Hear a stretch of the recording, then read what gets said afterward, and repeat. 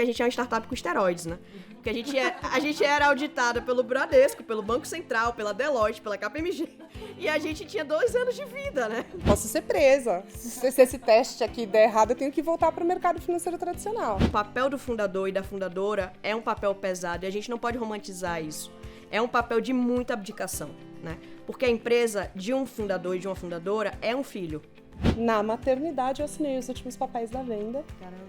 E foi literalmente na maternidade, não é de historinha, não. Principalmente a parte early stage, ela é exaustiva, você fica exaurido, você convence seus sócios a empreenderem com você, depois você tenta convencer as pessoas a trabalharem com você, depois você tenta convencer o investidor, depois você tenta convencer a AWS a te dar um pouquinho de crédito, né, pra você conseguir pegar a nuvem, depois você... Nota a gente, a AWS! Cara, é só convencimento, é na base do convencimento.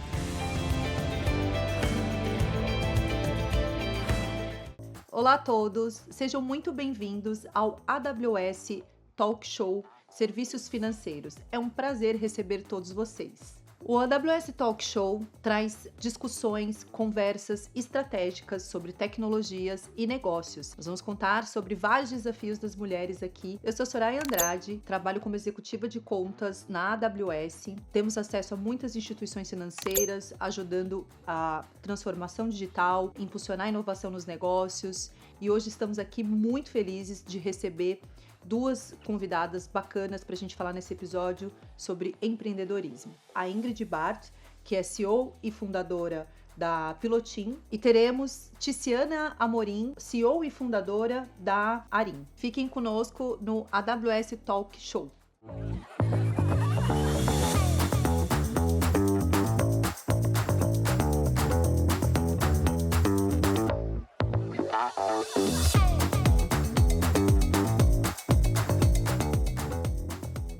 Queria fazer uma primeira pergunta para vocês, para a gente começar aqui, para vocês contarem como que foi a jornada de vocês até a liderança, né, de um empreendimento no setor financeiro, né? E eu gostaria que vocês compartilhassem também como é que foram os desafios que vocês sentiram por ser mulher nessa jornada. Vai lá. Então, beleza. Tem que aprender aqui hoje. Não, eu tô na jornada ainda. Bom, prazer imenso estar aqui. Obrigada pelo convite. Eu quase não falo, né? Então, mais uma oportunidade de contar um pouco, porque eu sou muito feliz fazendo o que eu faço hoje. Eu vim de mercado financeiro tradicional, nunca fiz outra coisa na minha vida do que estar inserida dentro do sistema financeiro de alguma forma. Fiquei quase 4 anos no Santander, depois fui para o JP Morgan, fiquei quase 10 anos no JP. Amo o mercado financeiro, assim, eu tô no mercado financeiro, só que dessa vez no mercado financeiro mais alternativo, e nunca pensei que eu ia ser empreendedora. Sou economista e fiz engenharia civil também, mas eu não me considero engenheira porque eu nunca coloquei um tijolo em cima do outro. É engenharia civil, né? Mas o mercado financeiro gostava, né? Gosta ainda muito de engenheiro e eu acho que isso me ajudou muito. Todo aprendizado, ele é útil. E eu ganhei um MBA do JP Morgan.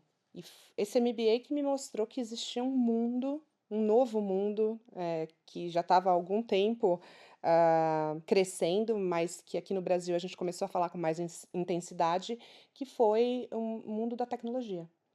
E naquele momento eu percebi que a tecnologia ela ia invadir todas as indústrias e eu queria estar do lado de quem ia invadir, não do lado de quem ia ser invadido. Só que, como eu falei, eu nunca pensei que eu ia ser empreendedora, eu nunca pensei nisso. Achei que eu ia ser viciada em CLT, porque ver o dinheiro saindo só, não entrando nada, mexe um pouco aqui com os nossos instintos. Acho que isso é uma parte dos desafios, né? Nossa, total.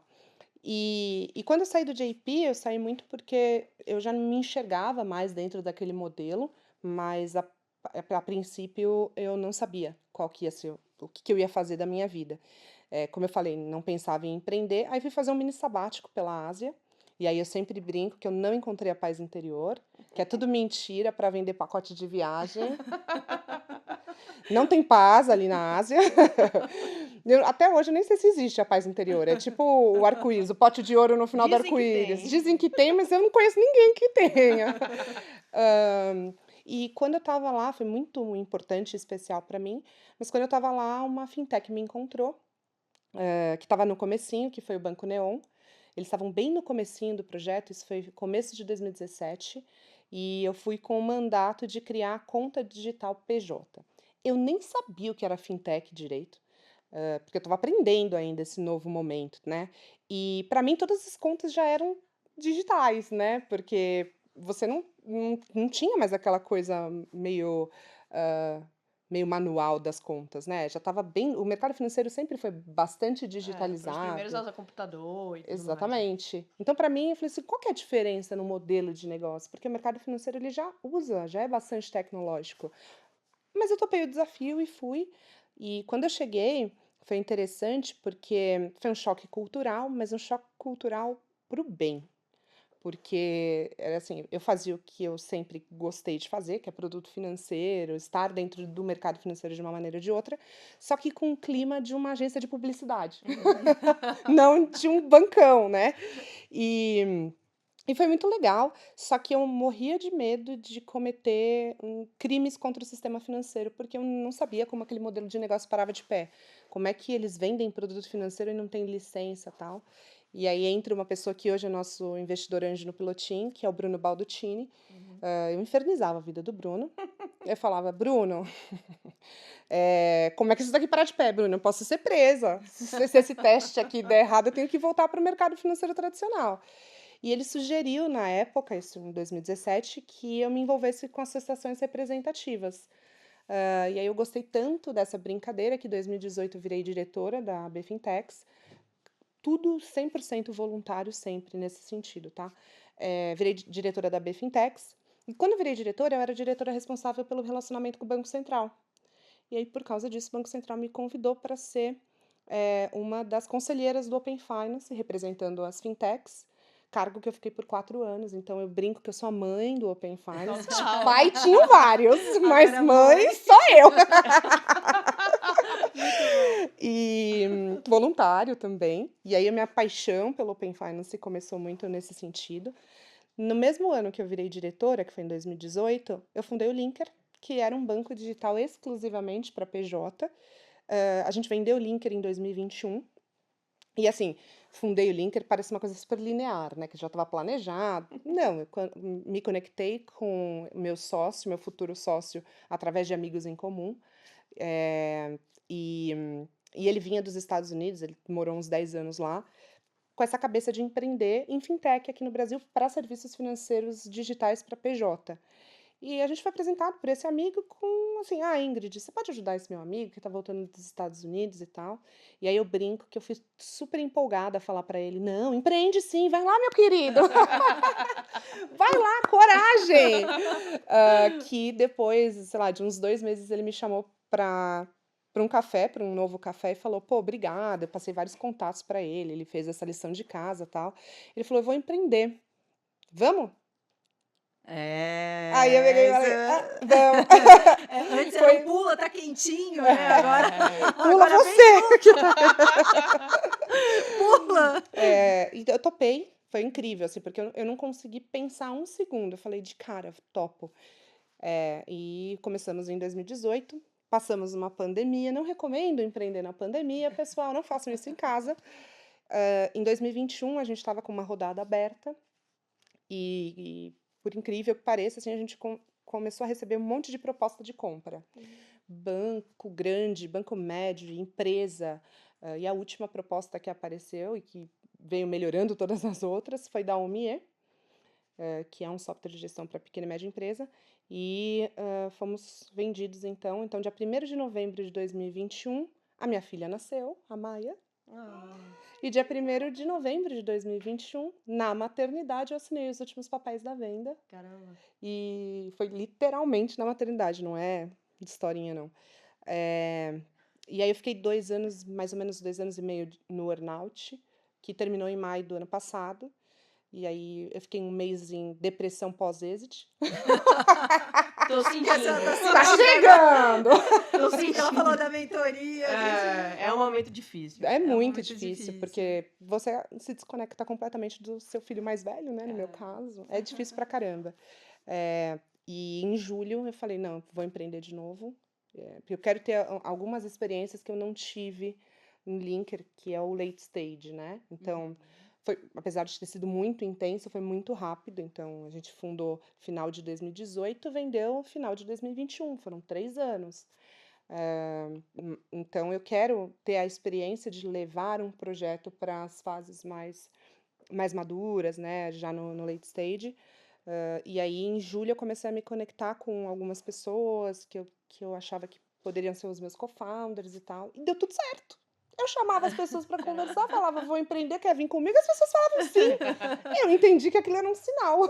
É o que chama de super founder, né? Que é o founder que tem um M&A nas costas. Todo mundo quer um papo, um café. Não, e é muito interessante porque o Rogério Melfi, né, que é o meu cofundador e sócio, a gente tentou se encontrar no evento, não conseguiu, e aí eu ia fazer uma viagem, e liguei para ele, falei, Melfi, a gente não conseguiu falar pessoalmente, mas que precisava muito falar com você, porque eu vou empreender de novo, Melfi. Aí ele, eu sei.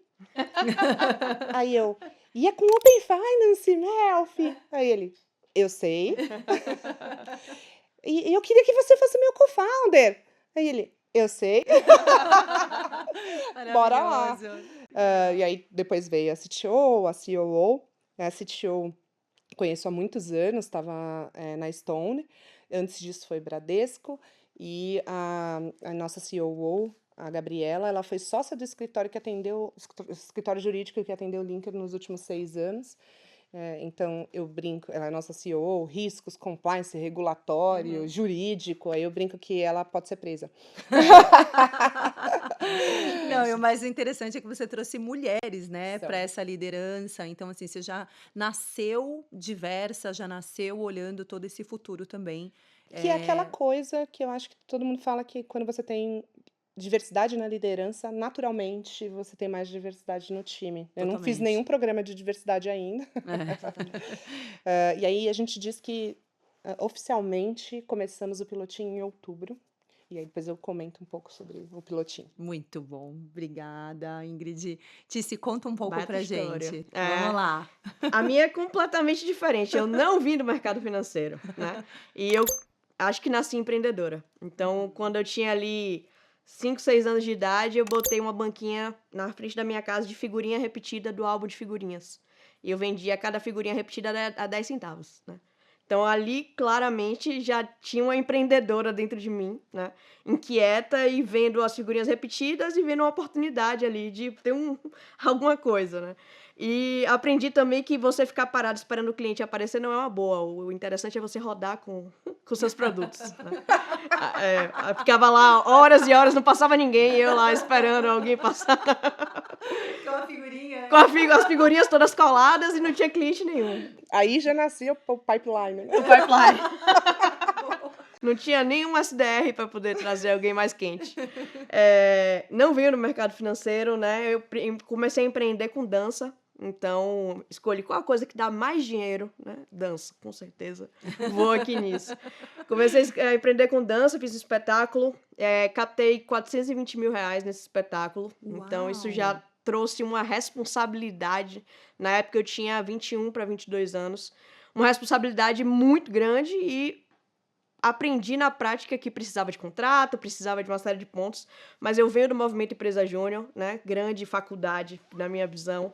Quem foi do movimento Empresa Júnior sabe do que eu estou falando. Então, na época da faculdade, estar lá foi, com certeza, e é até hoje, a melhor formação que eu tive, onde eu entendi como funcionavam os negócios, como eu entendi o que é um cliente, o que é uma multa de um imposto que você não paga, qual é o papel do governo, qual é o papel do fisco, qual é o papel de um fornecedor, né?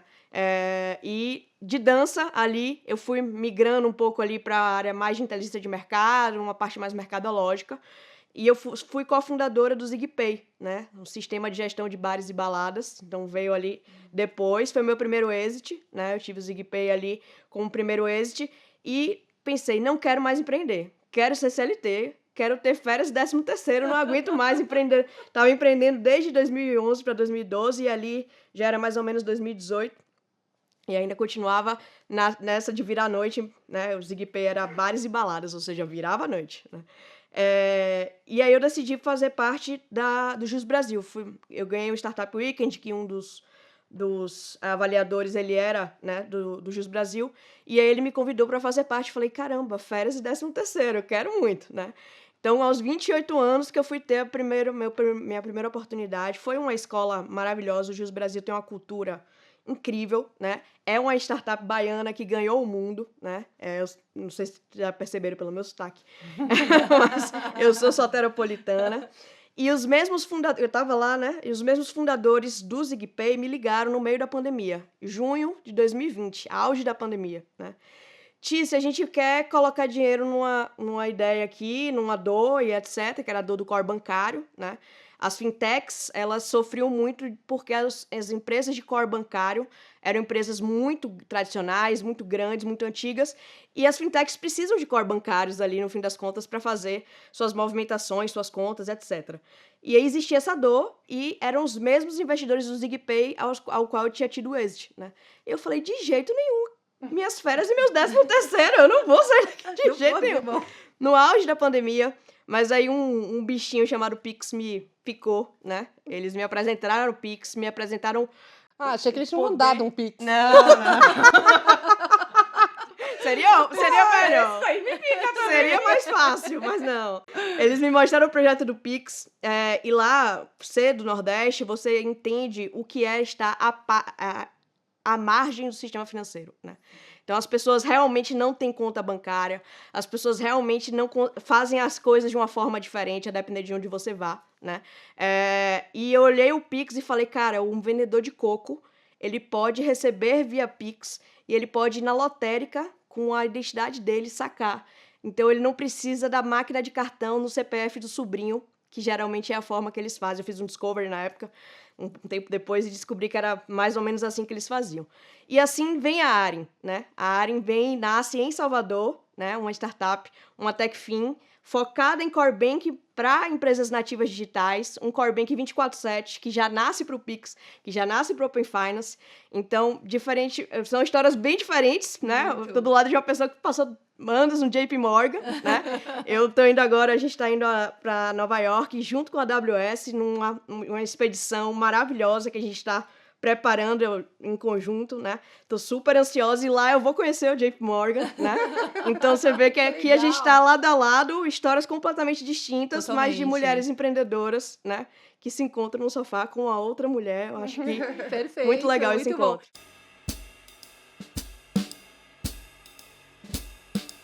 E aproveitando o gancho, Tícia, eu gostei disso que você falou sobre, né, às vezes assim, a tecnologia surge, né, às vezes justamente com essas oportunidades, como a gente viu, até para dar inclusão, né, da inclusão, no caso do Pix, né, que ajudou a tirar muita gente aí também desses modelos que a gente tem, né, tradicionais, para passar a dar mais acesso realmente a uma movimentação financeira de um formato que vem com tecnologia.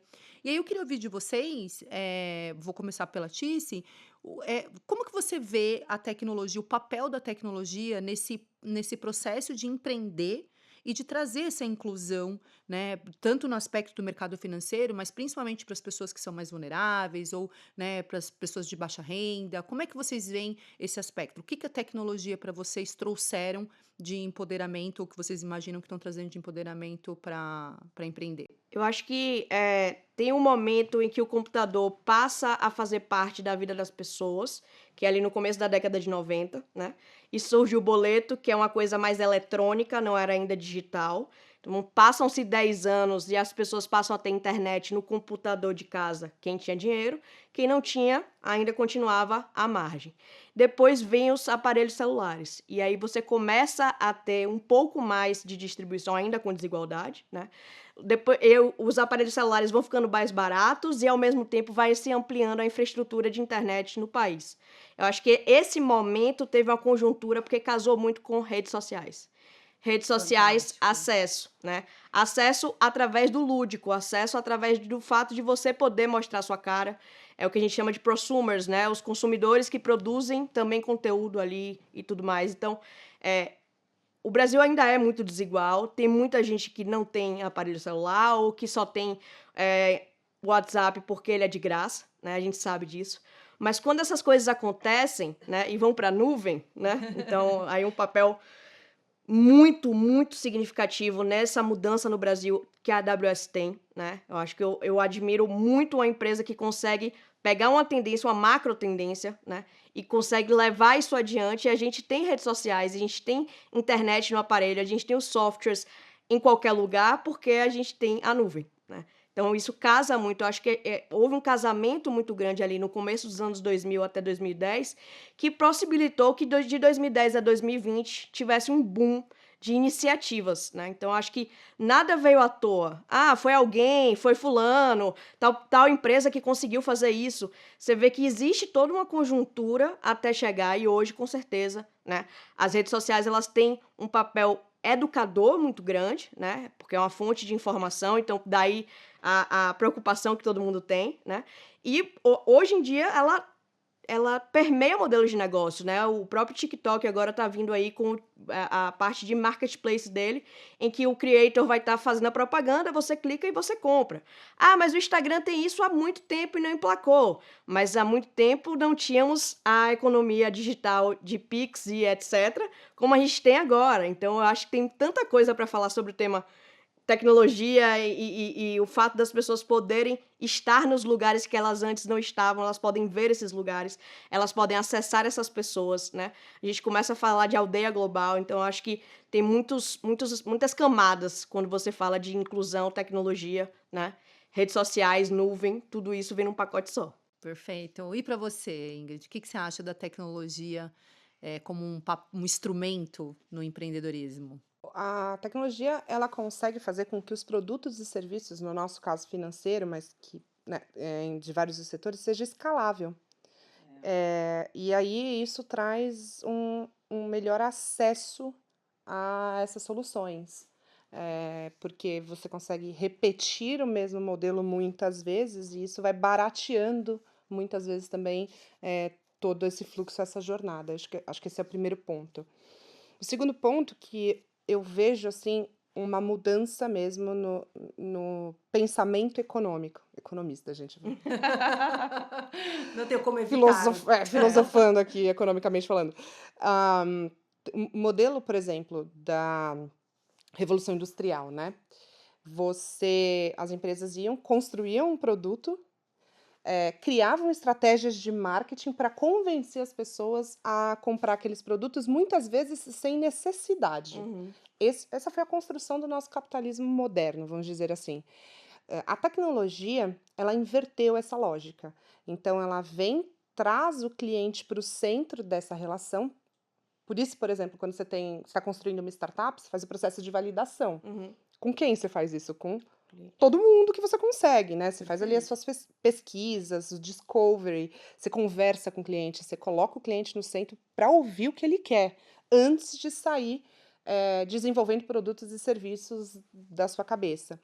E isso hoje só é possível porque a gente tem a tecnologia para escalar esse tipo de coisa e para personalizar e agora hiperpersonalizar os produtos e serviços sem a necessidade de crescer o CAPEX, time e por aí vai. Perfeito. E aí a gente entra nessa era de escala E aí que realmente torna e muito mais acessível. democratização, né? Então acho que Exatamente. traz um olhar muito democrático. Que é a nova economia. Que é a nova economia. Que a nova economia, ela é Fantástico. basicamente, que a gente não fala tanto sobre isso, e até parece meio cafona, né? Meio demodê falar sobre isso, mas é a revolução tecnológica. É exato. Que é a diferença da revolução industrial para a revolução tecnológica. Você tira o cliente de uma parte passiva e traz ele para o centro dessa relação, numa parte ativa, construindo produtos e serviços em cocriação com ele.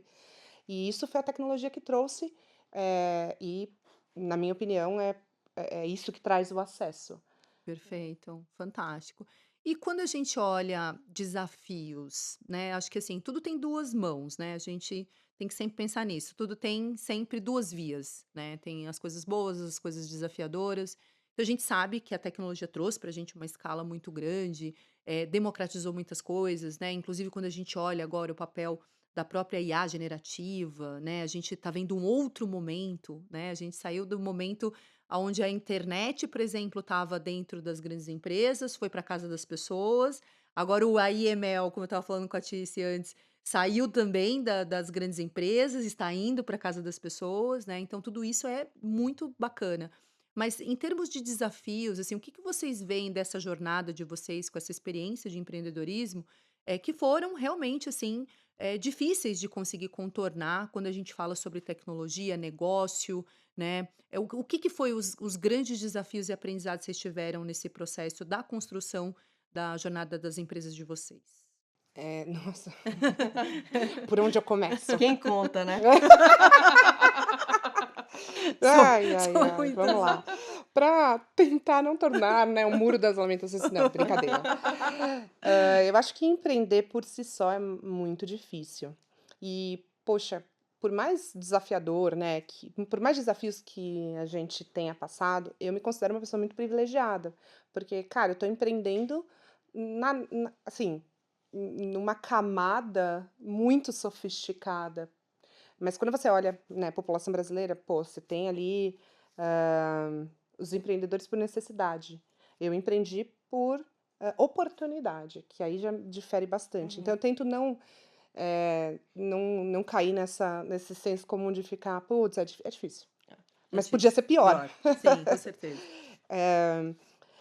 Acho que a primeira coisa, assim, a gente fala muito sobre tecnologia, mas a minha experiência, né, desde que eu comecei a trabalhar com isso, é que demora bastante, principalmente para as empresas, de uma maneira geral, se adaptarem a essa tecnologia. Estou falando de empresas um pouco mais tradicionais. Então, eu acho que no caso do Linker, por exemplo, a gente teve uma aceleração da adoção de contas digitais por causa da pandemia. Mas eu não sei, sendo muito honesta, se a gente ia ter o crescimento que a gente teve se não fosse o contexto da pandemia, das pessoas não terem opção e terem que usar contas e serviços financeiros de maneira digital. Porém, assim, a pandemia aconteceu, passou, e agora, até falando de inteligência artificial, eu vejo que muita gente fala, muita gente quer conectar a sua marca à solução, à inteligência artificial, para falar que é moderno, que é tecnológico, tal, mas na prática não estão utilizando como deveriam, e isso me preocupa um pouco. Eu acho que é um desafio grande que a gente tem quando trabalha com tecnologia, porque você tem todo um tempo de aculturamento, de Perfeito. educação. E quando você fala de startup, a gente não tem esse tempo. Ah, faz total sentido. E ainda a gente sofre muito com FOMO, né? O Fear of Missing, Missing né? out. Exatamente. Então, com certeza o meu concorrente está usando IA e eu ainda não estou usando, ou com certeza o meu investidor vai querer que eu use IA e eu ainda não estou usando. Mas, na verdade, todo mundo está muito mais entendendo e aprendendo sobre modelagem, né? Do que efetivamente já codando em cima de modelagem, né? Exatamente. Acho que esse é um grande desafio quando você trabalha com tecnologias emergentes. Exato. Então, AI, blockchain e IoT, por exemplo. Então, acho que esse é um ponto. O segundo ponto diferente de outros negócios, demanda capital intensivo. Exato. E, olha...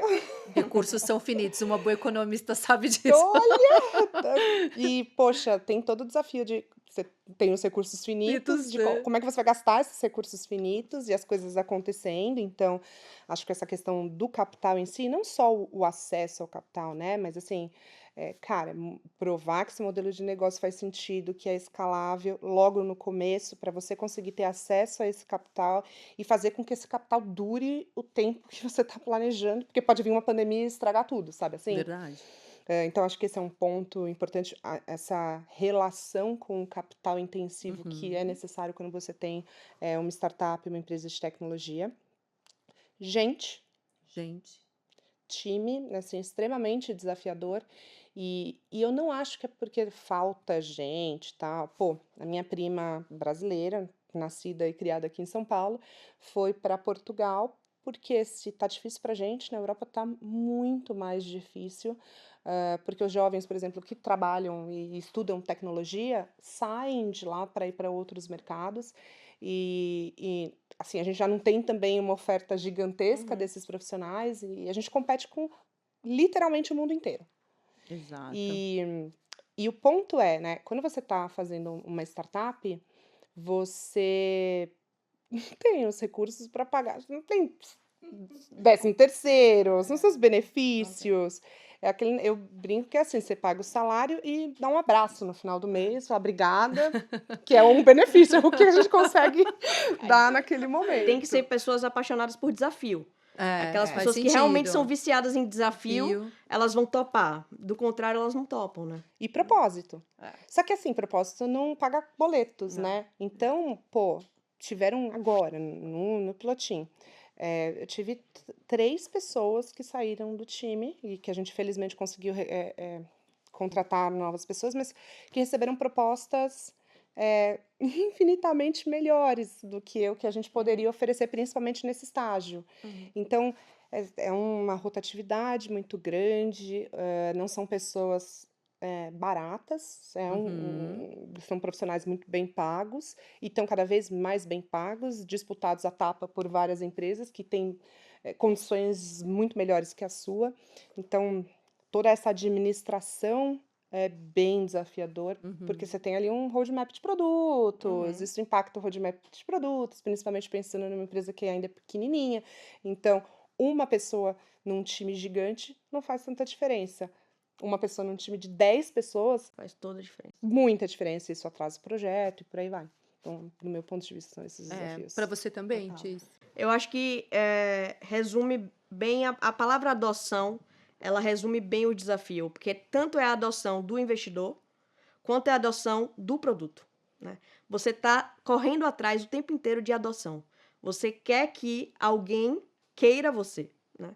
No caso, seu produto, seu serviço, de que forma você vai fazer isso. Então, você tá exaustivo, principalmente a parte early stage, ela é exaustiva, você fica exaurido de conversar, de convencer, convencer. Você convence seus sócios a empreenderem com você, depois você tenta convencer as pessoas a trabalharem com você, depois você tenta convencer o investidor, depois você tenta convencer a AWS a te dar um pouquinho de crédito, né, para você conseguir pegar a nuvem, depois você... Nota a gente, a AWS! Cara, é só convencimento, é na base do convencimento. E todas essas pessoas, elas vão pedir, e estão cobertas de razão, evidências. Mas você não tem evidências ainda, porque você precisa dos early adopters para que você tenha essas evidências, né? Então, eu acho que empreender, e aí eu posso falar, eu tenho um bar e eu tenho uma escola de dança, além da área, né? Então, eu tô na economia real também. Empreender é difícil porque você está buscando pessoas que estejam predispostas a adotar aquilo que você está oferecendo. E quando é tecnologia, que é uma relação que você quer ter contínua, não é simplesmente comprar a caneca e acabou ali a sua relação, né? É uma relação, no meu caso, por exemplo, é uma tomada de decisão de um core banking, né? Então, é uma tomada de decisão que dura geralmente 6 a 8 meses. Prazo. Quem que paga a conta enquanto eu estou negociando de 6 a 8 meses? Quem que está pagando a conta? Aí a gente criou um gateway de pagamento. Gateway de pagamento gira o dinheiro mais rápido. Então, eu tenho um core banking e eu tenho um pedaço desse código que é o gateway de pagamento. E assim a gente foi se virando. Na época que a gente ainda era early stage, não era do Grupo Bradesco. A gente fez um M&A com 1 ano e meio de empresa. Foi muito cedo, assim, né? Foi muito rápido. Porque a gente estava indo rápido, né? Porque eu consegui separar, eu consegui usar... Acho que muita gente pergunta, putz, mas você estava com um produto maduro na época? Eu acho que eu consegui usar as boas práticas de produto que eu aprendi no ZigPay, que eu aprendi no Jus Brasil, e hoje a gente já nasceu com a cultura de produto, e não a cultura de tecnologia. E isso muda muito, porque o negócio está no cerne, e não você ter que convencer as pessoas de tecnologia a gostar de trabalhar Na verdade, as pessoas de tecnologia tinham que entender que a gente ia vender alguma coisa, né? Então, todos esses aspectos que eu falei para você tem a ver com adoção, tem a ver com convencimento. E às vezes você cansa, né? Você tá cansado, você também é filha, você também é irmã, você também é esposa. Pois é. Nossa. Então, não, com certeza não mas é nada as coisas vão fácil. ficando pelo caminho. Paciência. Isso. Aprender a Exato, equilibrar e escolher prioridades. quais são os E pratos equilíbrio, que nem quer. acredito em equilíbrio. Não, eu acho que a gente tudo escolhe, tem que mentira escolher. também. É tudo mentira pra deixar a gente mais frustrado, parece. Não, concordo, mas acho que talvez a gente possa olhar que hoje a gente já consegue perceber um pouco mais os pratos que a gente escolhe deixar cair. Acho que é mais sobre isso, assim. Não, é como você disse, Ingrid, é muito difícil da gente conseguir querer equilibrar tudo, mas acho que quando a gente olha e fala, não, esse aqui vai ter que cair, tá tudo bem, depois eu pego, entendeu? Esse aqui não é. Porque realmente a gente não consegue atender tudo, né? Esse é o verdadeiro equilíbrio, Esse né? é o verdadeiro Deixar cair equilíbrio. é o verdadeiro Exato. Às vezes equilíbrio. a gente precisa tomar essas decisões também. E aí, aproveitando para falar sobre isso, né? Como que vocês conseguem? Vai, querida, começa. Acho que Como? você Entendeu? pode falar alguma coisa. Acho que assim, é trazer realmente assim também um olhar para entender como que vocês equilibram no dia a dia, né? Essa vida, desses desafios, desse microempreendedorismo, do empreendedorismo, de abraçar, né, toda a vida de vocês, né? E aprender, né? A Tia está sempre falando, não, a gente tem que aprender, tem que fazer, tem um gateway de pagamento, daqui a pouco tem que fazer. Então, assim, como é que vocês equilibram essa vida Equilibrar pessoal aí? e equilibrar as nossas próprias cobranças, né? Eu estava Uhum. comentando há pouco ali com a Sô, eu tive que estudar as coisas do mercado financeiro, né? Porque eu não vim no mercado financeiro e eu não sabia o que era um gateway de pagamento, eu não sabia o que era nada. Então eu pegava a regulação do Banco Central e tome ler e falava, meu Deus do céu, por que eles escrevem dessa forma, né?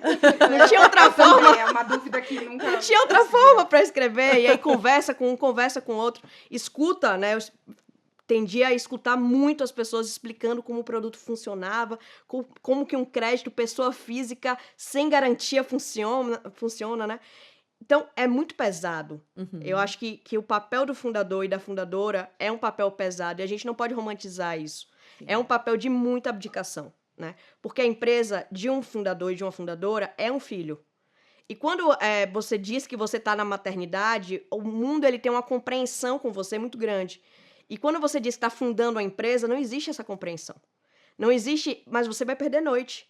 Mas você vai ter que estar ali o tempo inteiro, porque a API vai cair 10 vezes, porque os desenvolvedores ainda não terminaram, mas você prometeu para o investidor que ia estar no ar, né? Então vai pro ar e cai, vai pro ar e cai. E você tá ali, tá junto. Então é a mesma coisa que uma criança que vai ficar em pé e vai cair, você tá ali, tá junto. Então existe uma romantização muito maior da maternidade, que hoje eu acho que muitas mulheres conseguem tirar um pouco desse romantismo e mostrar a maternidade real, cada vez mais pelas redes sociais tem acontecido, por exemplo. Mas eu trago isso muito para o mercado de trabalho. Quando você está numa empresa early stage, principalmente, né, não tem romantização, é muito duro, é muito difícil, é exaustivo, né?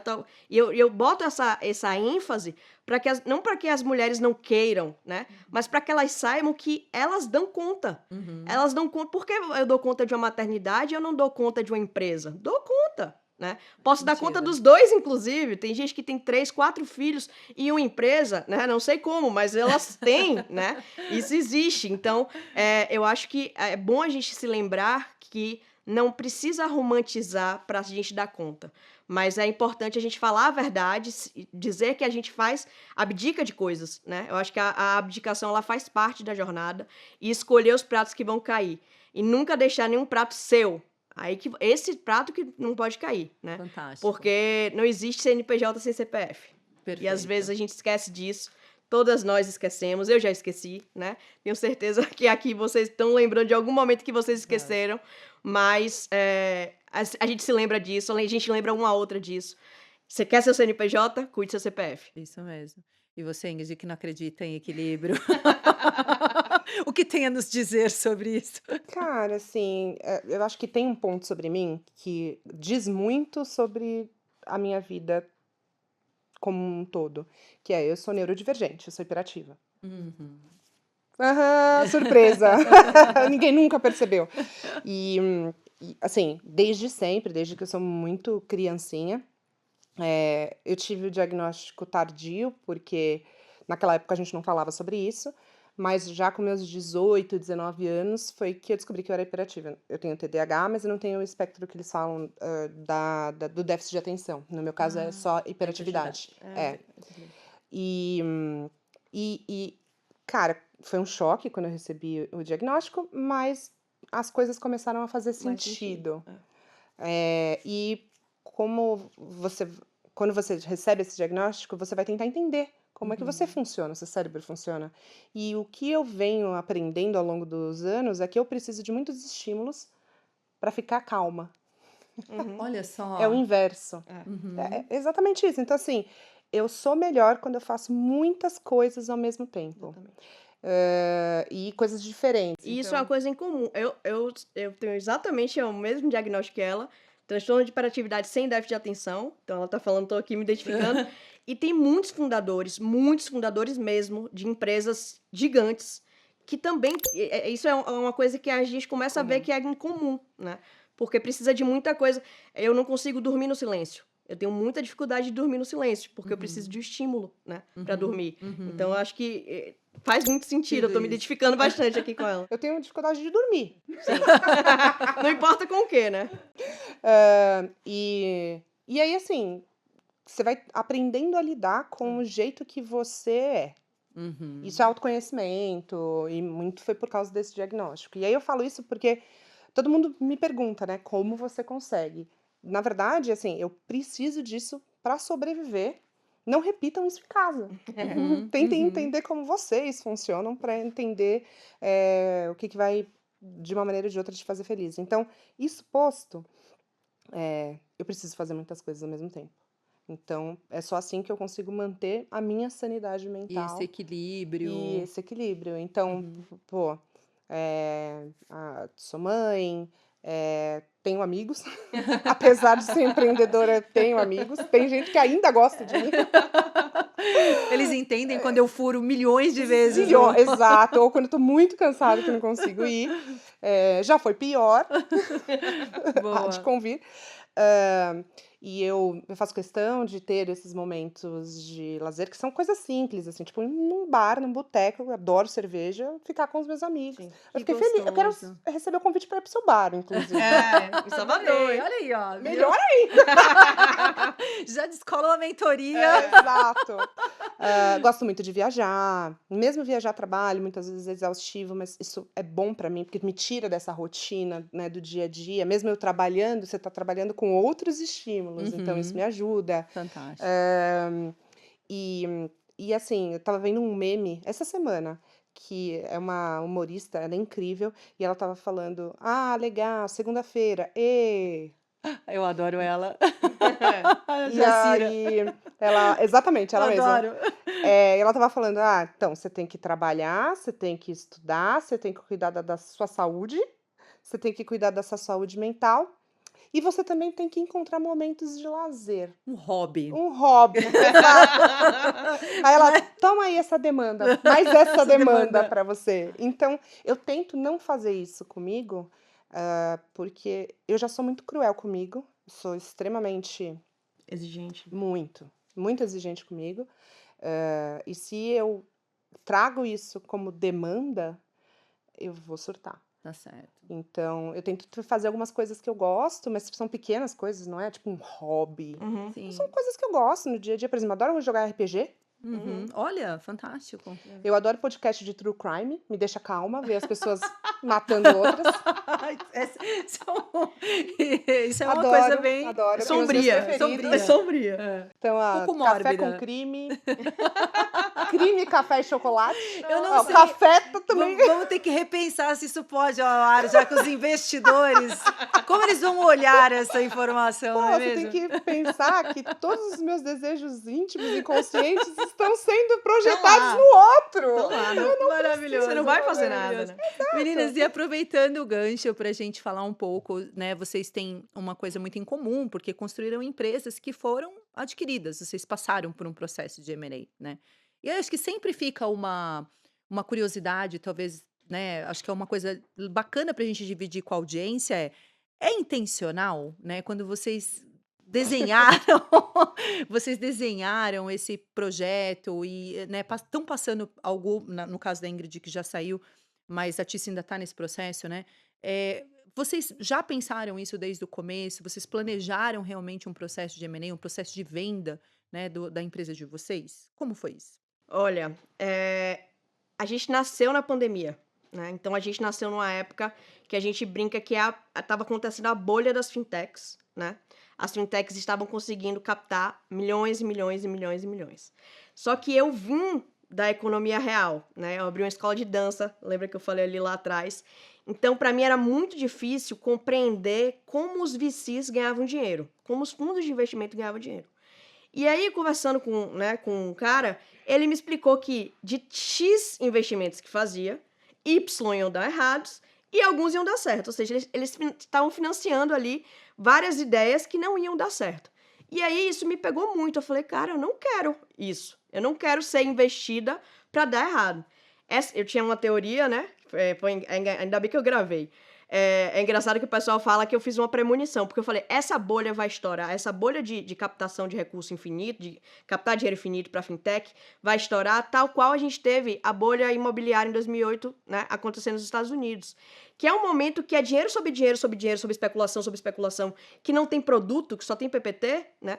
E que em um determinado momento aquilo ia estourar. E estourou, né? Estourou em 2021, 2022. O mercado deu uma secada, né?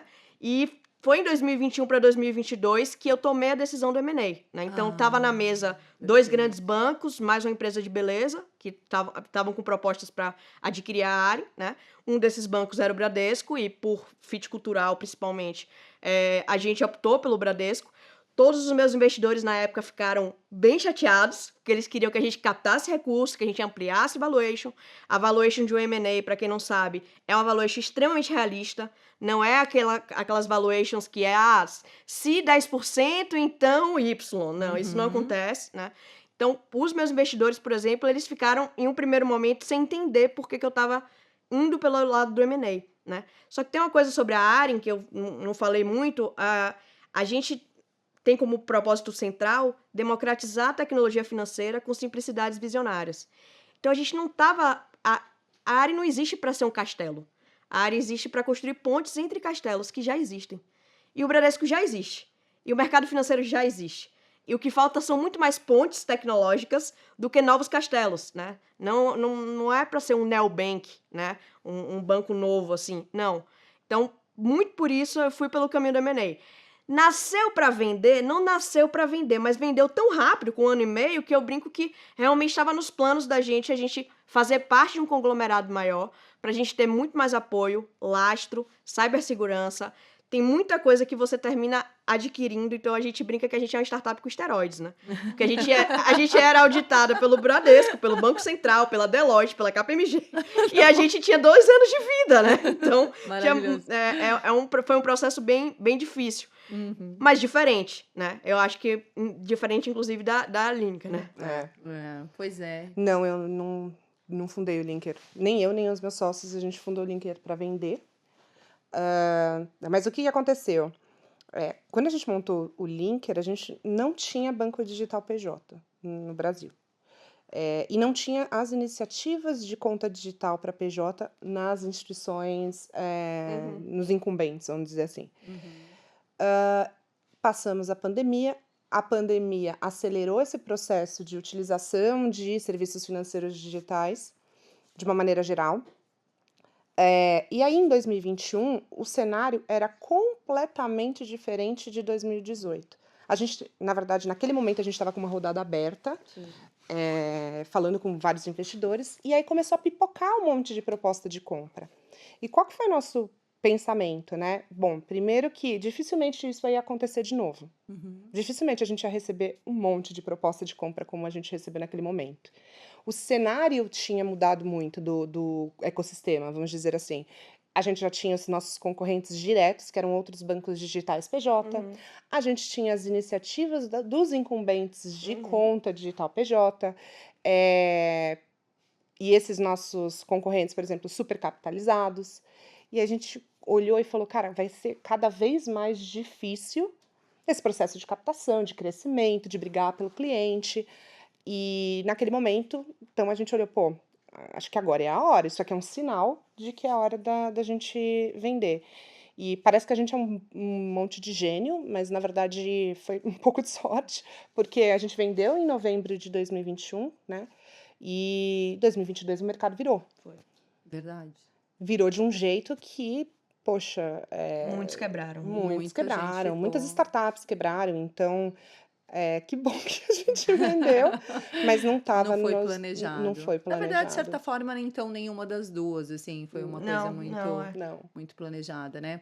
Meninas, a gente tá encaminhando para o nosso final, Ah, infelizmente. cadê o pessoal falando? Alguém vai botar aí, ó. Um papo super bacana. E aí, antes da gente fechar, eu gostaria que vocês dividissem comigo alguma fonte de inspiração, sabe? Tipo, se vocês têm até mesmo, de repente, alguma mulher, Podcast de True Crime. entendeu? Não, brincadeira!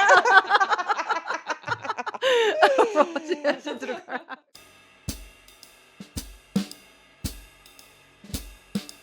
Mas eu queria saber se vocês têm alguma inspiração feminina, uma liderança feminina, né? Que vocês olharam e falaram, cara, de repente, acho que eu gosto disso e eu gostaria de me espelhar nesse modelo. Tem alguém que Olha, hoje eu não tinha, né?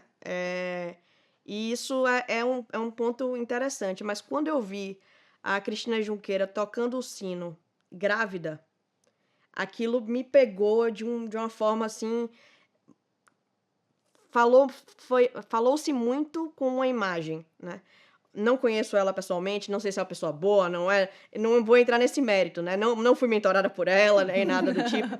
Mas aquela imagem, né, de um banco que não era um dos 4 principais bancos detentores, 4, 5 principais bancos detentores de 80% do mercado, né? Uma revolução financeira, e chegar onde chegou e estar grávida e tocar o sino grávida, né? Aquilo para mim me pegou em várias camadas, assim, que eu passei a acompanhar um pouco mais da jornada e minimamente me inspirar na possibilidade de, né? Na possibilidade de estar entre os homens realmente como a gente está todos os dias. Então, 95, sei lá, 98% dos meus clientes são homens, né? Então, todos os contratos que eu fechei com homens, né? O meu board, todos homens, né? Então, a gente está cercado, mas às vezes a gente acha que a gente não pode circular, né? Porque não existe aquela coisa do dar 2 tapinhas nas costas, né? A gente tem uma dificuldade muito grande de criar relações que sejam laços que eles chamam, ele é meu brother, ele é meu amigo, meu parceiro, mas se chega uma mulher na conversa, ela não é sua brother, sua amiga, sua parceira, né? Verdade. Existe uma coisa mais polida. E ter ali uma mulher tocando aquele sino, estando naquele lugar, para mim foi muito significativo no momento de mundo que a gente estava, né? Então eu passei a olhar ela com outros olhos, assim, com olhos que com certeza agarra, e aqui do lado uma outra mulher que assinou o M&A, né? Na maternidade. Então agora são 2, né? Eu tinha uma, agora eu tenho Agora 2. E assim a gente vai Maravilhoso. Eu não colecionando. coloquei nenhuma foto porque não tava muito em condição. Eu tava um pouco bagunçada. Não, assim, tem muita gente que me inspira, mas de outras formas, né? Então, uma dessas pessoas é a minha avó. A minha avó era uma pessoa que, assim, era uma força da natureza. Então, ela faleceu, eu tinha 12 anos, mas ela tá muito presente ainda nas minhas coisas, nos meus pensamentos e por aí vai. Então, pra mim, o nome dela era Alzira. Bem nome de vó, né? Nome da minha Alzira. avó também. Ai, sério? Que olha. fofo. Então, acho que ela foi uma mulher assim, e ela lutou contra um câncer durante muitos anos, mas mesmo assim, poxa, ela sempre esteve muito presente quando ela estava, sabe? Era impossível não sentir a minha avó presente. Então, ela moldou muito a minha personalidade e acho que muitas das coisas que eu quero conquistar é por ela. Eu tenho algumas amigas empreendedoras também, não em fintech, mas que são pessoas que eu admiro muito. Então, tem a Luísa, fundadora da N2B, a Dri Barbosa, que fundou a Vipe, vendeu e agora está numa bolsa de energia, fundou e é CEO dessa bolsa de energia, que também fizeram M&A. Olha só. As Olha duas. só. Fantástico. E nós fomos mães muito próximas, então, assim, são pessoas que eu considero muito e que me inspiram também, porque a gente foi passando por essas coisas muito tudo junto ao mesmo tempo. E, assim, eu sou absolutamente apaixonada pelo Brasil. Apaixonada, eu acho que eu tô no lugar certo, é aqui que eu vou prosperar e eu quero ajudar outras pessoas a prosperarem. E por causa de algumas coisas, né, eu fui presidente da Associação Brasileira de Startups e tal, eu tive a oportunidade de conhecer muitos ecossistemas de empreendedorismo fora de São Paulo, principalmente. E essas mulheres, assim, empreendedoras que estão à margem mesmo, né, o empreendedorismo por necessidade, é muito inspirador. É Assim, muito. é muito inspirador. Tipo, as cooperativas extrativistas do interior da Amazônia, tipo, e eu já tive muitas conversas com essas mulheres que elas chegam para mim conversando e tal, ela fala, cara, eu não tô passando fome, então eu não quero ser que me ensinem o que eu tenho que fazer, porque ela já sabe o que tem que fazer, o que ela precisa são de acessos. Uhum. Acessos a várias coisas, a ferramentas e tal. E como essas pessoas se viram, tiram leite de pedra, assim, para mim é muito inspirador. Por isso que eu falo que, poxa, é difícil? É difícil. Mas a gente ainda tá Do no privilégio. mega privilégio, entendeu? Então, acho que todas as vezes que eu tô passando por alguma fase, a gente sempre tem, eu tento lembrar que, Ingrid, né? Não, Calma e eu aqui. muito bacana isso que você colocou, Ingrid, porque no fim do dia, né, a gente também tem, cada vez mais, construído uma mentalidade onde a tecnologia possa alcançar, né, esses lugares, né. Eu acho que vocês duas, né, como mulheres líderes, empreendedoras, né, que conseguiram suceder, traz pra gente justamente essa visão de tipo: "Olha, alcança, a gente tem que levar essa tecnologia, né, esses recursos para chegar nesses lugares aonde a gente tem realmente o empreendedorismo por necessidade, aonde a tecnologia pode se favorecer para construir coisas muito maiores. Então, muito legal. Meninas, eu quero agradecer muito, foi maravilhoso, um papo excelente, aprendi muito com vocês, adorei a história de vocês, agradecendo também o time da AWS pelo apoio aqui no Talk Show.